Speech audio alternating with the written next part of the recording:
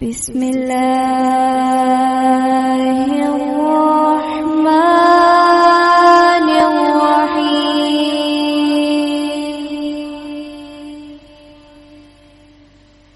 تبارک الذی بیدہ الملک وہو علی کل شیء قدیر۔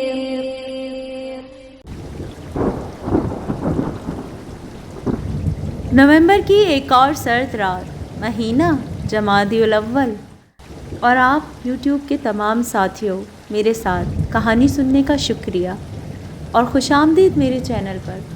میں آ گئی ہوں آج آپ کے پاس دوبارہ سے 11ویں رات کا قصہ لے کر۔ السلام علیکم۔ جب 11ویں رات ہوئی تو شہریار سے شہرزاد نے کہا کہ اے نیک بخت بادشاہ، مجھے معلوم ہوا ہے کہ جب لڑکی غصے کے مارے ہنسنے لگی تو لوگوں کی طرف مخاطب ہو کر اس نے کہا کہ اپنا اپنا حال بیان کر دو، کیونکہ اب تمہاری زندگی ایک گھڑی سے زیادہ نہیں ہے۔ اگر تم لوگ بڑے اور قوم کے بزرگ اور حکام نہ ہوتے تو تم بحث مباحثہ نہ کرتے۔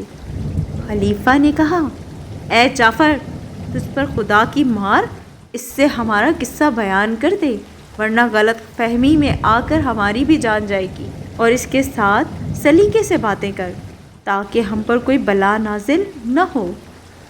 جعفر نے کہا کہ جیسی کرنی ویسی بھرنی۔ اس پر خلیفہ نے چلا کر کہا کہ مذاق کا دوسرا وقت ہے، یہ وقت سنجیدہ باتوں کا ہے۔ لڑکی نے قلندروں کی طرف مخاطب ہو کر کہا کہ کیا تم بھائی بھائی ہو؟ انہوں نے خدا کی قسم کھا کر کہا کہ ہم بھائی بھائی نہیں، مگر ہم سب فقیر اور عجمی ہیں۔ لڑکی نے ان میں سے ایک سے پوچھا، کیا تم اندھے ہو؟ اس نے کہا کہ نہیں، میرے ساتھ ایک عجیب و غریب واقعہ پیش آیا جس کی وجہ سے میری ایک آنکھ جاتی رہی۔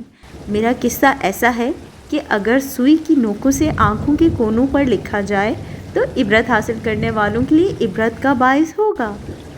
کہتے ہیں کہ اس نے دوسرے اور پھر تیسرے قلندر سے یہی سوال کیا، اور انہوں نے بھی وہی جواب دیا جو پہلے نہ دیا تھا، اور کہنے لگے کہ ہم تینوں مختلف شہروں کے باشندے اور شہزادے اور ملک و رعیت کے حاکم ہیں۔ لڑکی نے ان کی طرف متوجہ ہو کر کہا کہ تم سب اپنی اپنی واردات مجھ سے بیان کرو، ہمارے پاس آنے کا سبب بتاؤ، پھر آداب بجا لاؤ اور اپنی اپنی راہ لو۔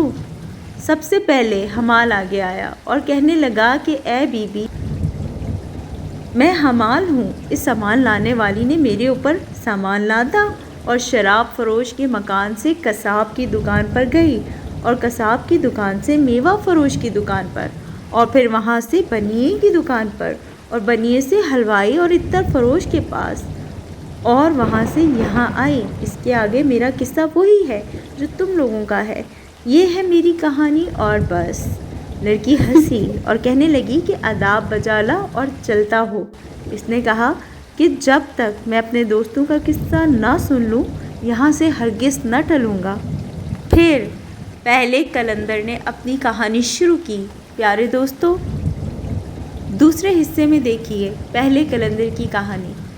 تب تک کے لیے مجھے اجازت دیجیے۔ السلام علیکم۔